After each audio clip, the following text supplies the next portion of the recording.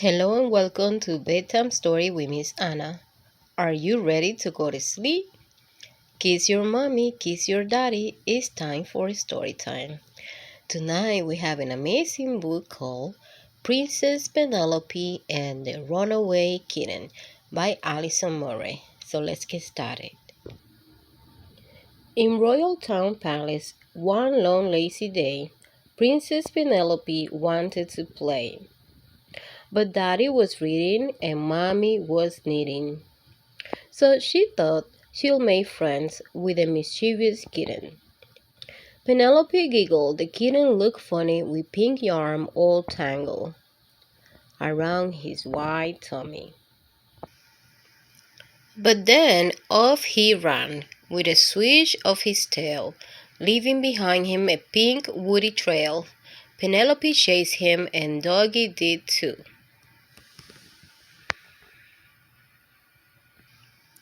They ran through the hallway as out the birds flew. They looked in the throne room and around the gold chairs, but where was the kitten? He dashed to the stairs. Penelope followed the trail up and down. "Where can he be headed?" she said with a frown.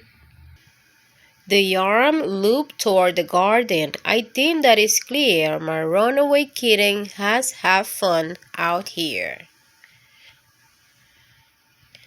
And just when the tired princess sat down with a thumb, the kitten escaped with a skip and a jump. Penelope followed. "Oh, please come back, kitty. The yarn will be ruined and it was so pretty." But then the kitten went scampering past the tall trees and on through the cabbage, spinach, and peas. He ran through the kitchen and started the cooks. The pots banged and changed as they swung from their books. The parlor maid squealed and dropped sweets on the floor.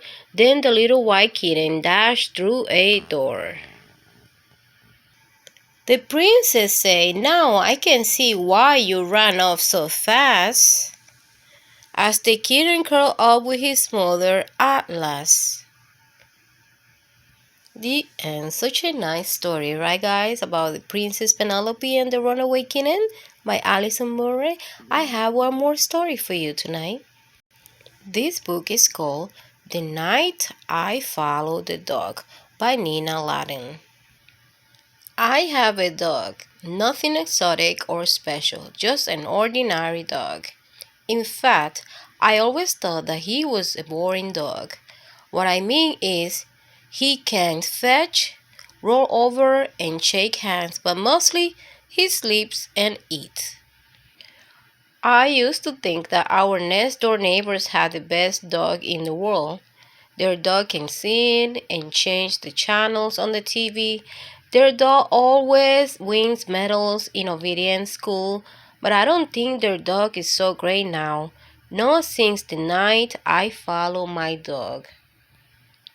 Every night, I let my dog out and he runs off into the darkness with his tail wagging. The next morning, I let him in and he heads straight for the football. But one morning, I knew something was funny. When I opened the door a little bit earlier than usual and I saw my dog jump out of a limousine wearing a tuxedo. Before I could look twice, he disappeared into the backyard. I opened the kitchen door and whistled. When he came into the house, he was the same as always, hungry. I really wasn't sure that I believed what I had seen, so that night I decided to follow him. I wore dark clothing so I wouldn't be noticed, and I left my bicycle near the door so I have it close by. When I let the dog out, I slipped out too. I took out the garbage so he wouldn't suspect anything. The dog went straight to his doghouse. I saw a light go on inside. Slowly, I snuck around the backyard and peeked into the doghouse. This was not the doghouse that I had helped build. Inside, there was a living room, a bathroom, and a huge closet full of fancy clothes. The dog was in the bathroom. He was wearing a tuxedo and fumbling with a bow tie. When he came out, he casually walked out of the house across the yard and down the street. I grabbed my bicycle and followed him. 2 blocks later, I saw a limousine pull over. The dog got in and the car took off. I started pedaling faster. The car headed across town. I thought I would lose them, but luckily they were stopped by a few lights.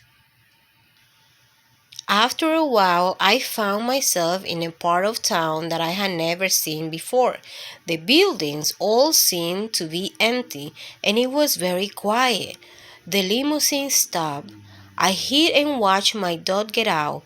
He disappeared into a building, and the limousine pulled away. There was nothing on the outside of the building, just 2 brass fire hydrants on either side of the entrance. I opened the door. At the end of the hall, there was a neon sign that says, "The Dog House." I crept closer. It looked like some kind of club. I decided to get a closer look. The moment I opened the door, 2 mean-looking bulldogs appeared and said, "You can't come in here." I didn't know what to say, so I say, "Viv bop, bip bop." I saw my dog. I think my dog is in here. Just then, my dog walked over and said, "It's okay, boys. He's with me." The bulldog said, "Sure, boss. Whatever you say, boss." For a minute, that seems like forever. I waited. Then my dog said, "I knew you would find out eventually." "Well, now you know. This is my place." I look around. Finally, I asked, "What is this place?" My dog said, This is a place where dogs come after a hard day. It's a place where we can relax. It's a place where we can talk about our problems with the mailman or with the poodle next door." See all the sofas? We can sit on the sofas here. We can get treats without having to lay down or roll over or play dead. And if we want to chew on the shoes or chase our tail, no one will stop us. We have no masters here, no lashes, and no roll-up newspapers. This is a place where dogs can be dogs.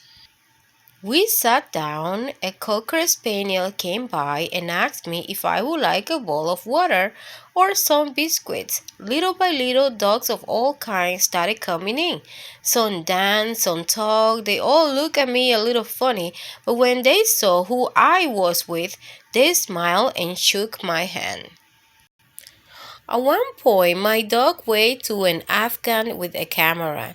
She came over to our table and took a picture of us together. Being with my dog made me feel like a movie star. Just when I was really starting to enjoy myself, I looked at my watch. I told my dog I have to leave or I'll get in trouble. He nodded. I think he was about to say something, but a glamorous greyhound grabbed his paw and whisked him onto the dance floor. As he was getting up, he tossed me to the photo of the two of us. Then he bowed slightly and disappeared into the crowd. It was way past my bedtime. As I pedaled home into the cool night, I thought to myself, now I am really going to be in the doghouse. But then again, that might not be so bad. The end. That was such a nice story, right, kids? The night I followed the dog. Have you ever wondered what your dog do while you're sleeping? No? Let's read another book. It's called Sleepy. Oh, so sleepy. This book is by Denise Fleming. Tiny baby panda, sleepy, oh, so sleepy. Tiny baby ostrich, sleepy, oh, so sleepy. Tiny baby lion, sleepy, oh so sleepy. Where is my sleepy baby? Tiny baby penguin, sleepy, so sleepy. Tiny baby giraffe, sleepy, oh so sleepy.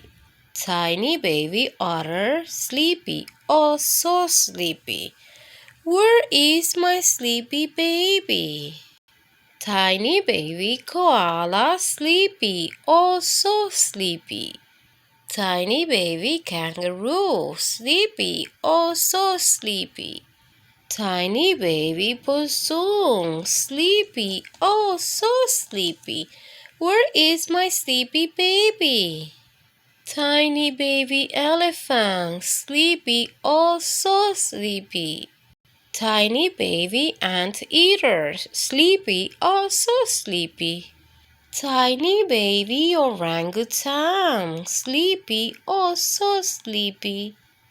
Where is my sleepy baby? Here's my sleepy baby. Ah, ah. My tiny sleepy baby.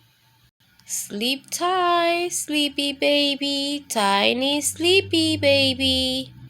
Are you feeling sleepy yet? No?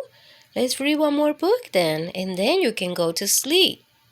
This book is called Night Noises by Man Fax, illustrated by Terry Denton. Lily Lesivi lived in an old cottage in the hills. Her hair was as sweepy as cobwebs in ceilings. Her bones were as creaky as floorboards at midnight. Her only companion was a fat old dog called Butch Aggie. People who lived nearby say Lily was nearly 90, but they were only guessing.